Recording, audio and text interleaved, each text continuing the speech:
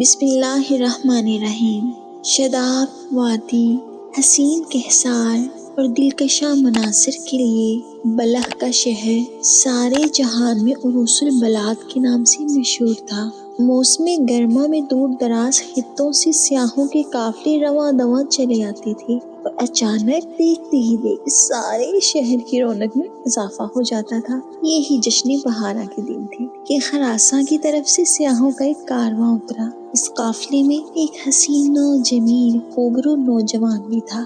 گردش ایام کا ستایا ہوا چہرہ ہزاروں دلکشی کے باوجود نہیں جھکتا تھا۔ شکستہ پیراہن، بکھرے بال، اداس آنکھیں اور اس کی صورت شفاف چہرہ صاف آشکار تھا کہ وہ اپنے وقت کا آشفتہ حال مسکین ہے۔ بہار کا موسم گزر جانے کے بعد سیاحوں کے تمام قافلے اپنے اپنے مسکن کی طرف واپس لوٹ گئے، لیکن نوجوان بلخ کے خوشگوار شام و سحر سے کچھ ایسا منحوس ہوا کہ یہیں سکونت پذیر ہو گیا۔ شاہی باغ کے قریب جھاڑیوں میں اس نے اپنا ایک گھر بنا لیا، وہیں رہنے سہنے لگا۔ دن بھر شہر کا گشت کرتا اور شام سے پہلے اپنی کٹیا میں لوٹ آتا۔ ایک مدت سے اس کی زندگی کا یہی معمول تھا۔ باغ کے شاہی ملازمین بھی ایک فقیر سمجھ کر کبھی اس سے مزاحمت نہیں ہوتے تھے۔ ایک دن شام کا وقت تھا، سورج کی آخری کرنیں چوٹیوں میں جھلملا رہی تھی۔ نوجوان شہر کے گشت سے واپس لوٹ چکا تھا۔ نہ جانے کیوں آج اس کا دل بے حد اداس تھا۔ طبیعت بہلانے کے خیال سے باہر نکلا اور ٹہلتا ہوا باغ میں پہنچ گیا۔ یہ باغ کوئی عام باغ تو نہیں تھا، یہ باغ تو شاہی باغ تھا۔ کچھ ہی دور چلا تھا، ایک آواز کان میں آئی، کون اجنبی چلا آ رہا ہے؟ واپس لوٹ جاؤ۔ کیا تمہیں خبر نہیں کہ آج سلطان بلخ کی شہزادی گلگشت کے لیے یہاں تشریف لائی ہے؟ جو ہی آواز کی طرف رخ پھیر کر دیکھا تو ایک حسین جلوہ محشر نے دل کا کام تمام کر دیا۔ ایک شیشہ ٹوٹا، ایک بجلی چمکی اور ایک بے نوا فقیر کا خرمن ہستی آن واحد میں جل کر راکھ ہو گیا۔ شہزادی کنیزوں کے جھرمٹ میں آگے بڑھی۔ معزز سامعین، تلواروں کی کاٹ فولاد کی ڈھالوں پر روکی جا سکتی ہے، لیکن چشم سحر کا تیز تیر پوری ہستی کو گھائل کر دینے کے لیے کافی تھا۔ شہزادی کی نظر کی چوٹ سے نوجوان بالکل گھائل ہو چکا تھا۔ بڑی مشکل سے دل تھامے ہوئے اٹھا اور اپنی کٹیا میں آ کر بیٹھ گیا۔ دل کا شکیب تو رخصت ہی ہو چکا تھا، آنکھوں کی نیند بھی اڑ گئی، غم کی تپش میں ساری رات کٹی۔ آہستہ آہستہ عشق کی چنگاری کے قریب سلگتی رہی۔ شوق کا اس طرح بڑھتا گیا، یہاں تک کہ ایک غائل پنچھی کی طرح نوجوان کی زندگی ایک دردناک آزار کا شکار ہو گئی۔ کبھی مکمل سکوت، کبھی بادی صبا سے ہم کلامی، کبھی مناجات سحرگاہی، ویرانے سے انس، تنہائی سے پیار، یک بیک زندگی کا عجیب حال ہو کے رہ گیا۔ اسی عالم کرب میں کئی مہینے بیت گئے۔ رفتہ رفتہ جوش جنون کا بڑھتا ہوا طوفان تھمنے لگا۔ بالآخر کچھ عرصے کے بعد دل کی تپش ایک مخصوص حالت میں آ کر رک گئی۔ اب نوجوان پر مدہوشی کا وہ عالم نہیں تھا، اب ایک حوصلہ مند مسافر کی طرح عشق نے ہاتھوں میں چراغ دے دیا تھا۔ یہ آرزو کے شوق نے منزل کی طرف بڑھنے کی ہمت پیدا کر دی۔ حسب معمول سلطان بلخ کا دربار لگا ہوا تھا۔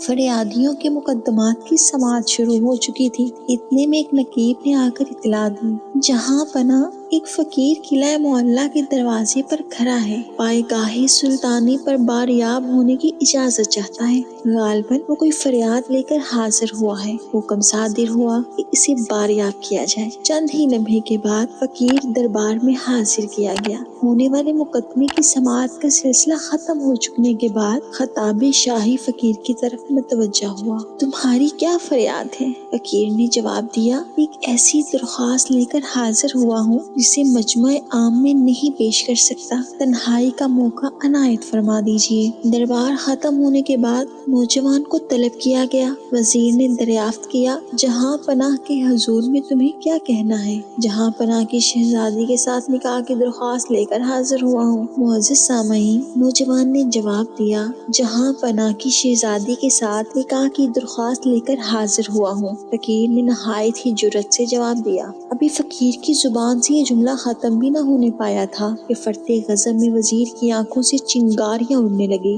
بھرپور برہمی کے انداز میں کانپتے ہوئے کہا، حرم شاہی کے ساتھ فقیر کی نہایت توہین امیز جسارت ہے۔ اس لب کشائی کی جرأت سے پہلے تمہیں اپنی حیثیت کا اندازہ لگانا چاہیے تھا۔ اس ناقابل برداشت گستاخی کی تمہیں سزا ملنی چاہیے۔ سلطان نے وزیر کو خاموش کرتے ہوئے کہا، یہ مجرم نہیں، اسلام کا بخشا ہوا حق استعمال کر رہا ہے۔ پیغام نکاح کے لیے اسلام میں شاہ و گدھا، امیر و غریب، چھوٹے بڑے کا کوئی امتیاز نہیں ہے۔ اس کی درخواست کا جواب دھمکی سے نہیں دیا جا سکتا۔ اس سے کہہ دیا جائے کہ وہ اپنا جواب حاصل کرنے کے لیے 1 ہفتے کے بعد آئے۔ یہ جواب سن کر پیشانی میں امید کی تبانی لیے ہوئے فقیر دربار شاہی سے واپس لوٹا۔ دل مبتلا کے لیے 1 ہفتے کی مدت صبح قیامت کی طرح طویل ہو گئی۔ بڑی مشکل سے انتظار کے بعد یہ دن کٹے۔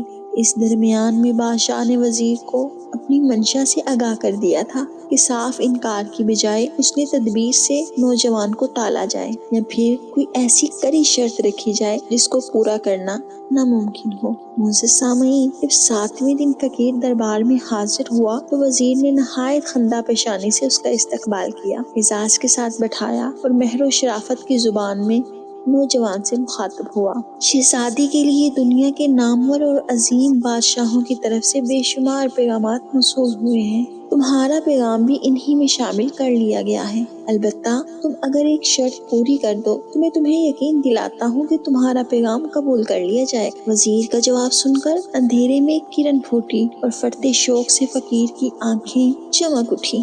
بے خودی کی حالت میں بول پڑا، فرمایا جائے، میرے لائق کیا خدمت ہے؟ میں شرط پوری کرنے کے لیے اپنی متاع زندگی تک داؤ پہ لگا دوں گا۔ وزیر نے کہا، شہزادی کی ایک انگوٹھی کے لیے سیاہ رنگ کا ہیرا چاہیے، اس سے زیادہ اور کوئی شرط نہیں۔ نوجوان نے جواب دیا، اس شرط کی تکمیل اگرچہ ناممکن کی حد تک مشکل ہے، لیکن مجھے یقین ہے میں اسے پورا کر دوں گا۔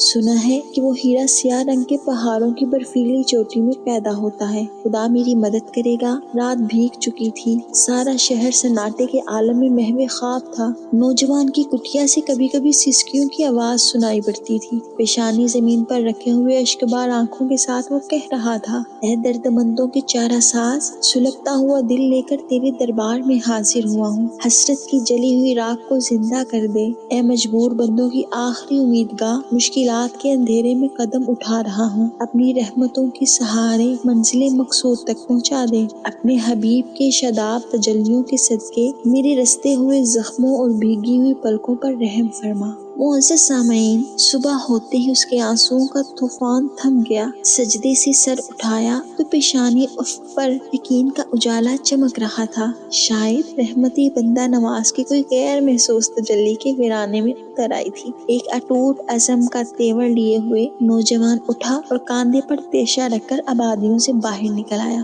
عالم وحشت میں شبانہ روز چلتا رہا۔ اسے اپنی منزل خود نہیں معلوم تھی کہ دل کی غیبی سگنل پر قدم آگے بڑھ رہے تھے۔ خدا کی اس وسیع کائنات میں صرف سیاہ رنگ کے ہیرے کا ایک چمکتا ہوا نگینہ چاہیے تھا۔ معزز سامعین، کیا یہ نوجوان وہ ہیرا حاصل کر سکے گا؟ جاننے کے لیے میری آنے والی ویڈیو کا انتظار کیجیے۔ تب تک کے لیے اللہ حافظ۔